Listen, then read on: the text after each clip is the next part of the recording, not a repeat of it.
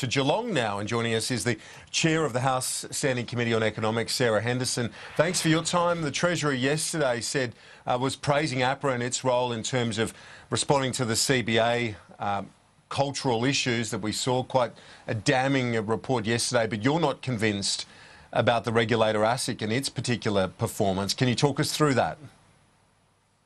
Well, no, I've already spoken out about my concerns about ASIC. I think, unfortunately, as highlighted in the Royal Commission, Kieran, ASIC has been shown to have a very poor track record. It's referred only a couple of financial planners for prosecution, only one criminal prosecution in 10 years. And that sort of track record, when Australians know that there are such deep and problematic issues with financial planners, really does show ASIC up for not being a tough enough regulator. Now, as the Treasurer has said yesterday, APRA has come down very heavily on CBA.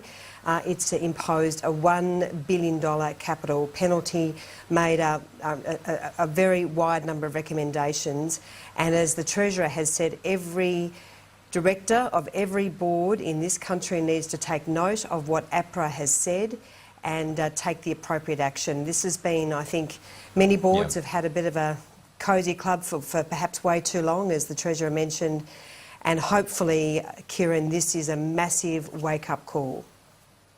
Yeah, well, you look at APRA, we'll get to the CBA in a bit more detail in a moment, but first of all, just on the ASIC question, because various reports in the wake of the Royal Commission have pointed to the closeness between members of the regulator and the institutions themselves. Do you have concerns in relation to that specific issue?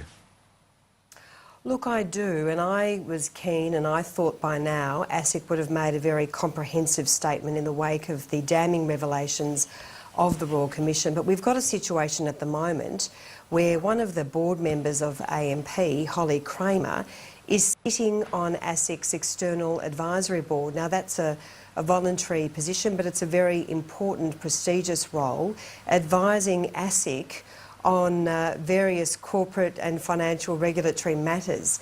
I mean, that sort of situation is just no longer appropriate when we look at what's happened with AMP and the prospect of, perhaps a number of directors or senior executives facing criminal prosecution. So I, again, even today, Kieran, see a situation where ASIC is sitting on its hands. It should not, under any circumstances, tolerate a situation where board members from AMP is on its advisory panel.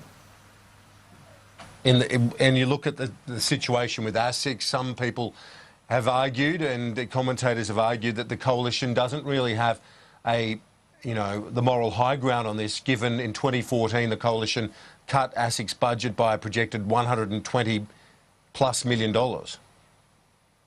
Well, of course, we have now provided ASIC with very strong powers and a huge boost in its resources, and that's appropriate. But I think the point has got to be made. This is not an issue of powers, fundamentally. This is not an issue of resources. ASIC has always had, Kieran, very strong powers to take very strong action. And that's the key issue here. It has not taken its job responsibly enough. And I've had this conversation, I mentioned it on Peter Credlin's show last week. I had a very robust discussion with Greg Metcalfe, the former chair of ASIC, about various individuals bringing cases to him and querying why ASIC had not taken appropriate action. And I just think it's had a very, very poor culture, and that's got to change dramatically. Sure.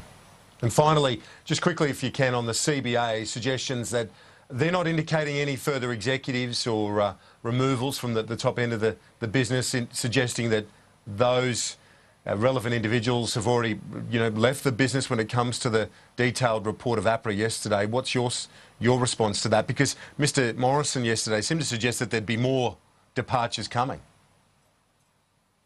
Well, it's absolutely fundamental obligation on CBA to look very closely at the executives and the directors still running the organisation. And I heard Chris Bowen on radio this morning saying, well, really, there's no problem here.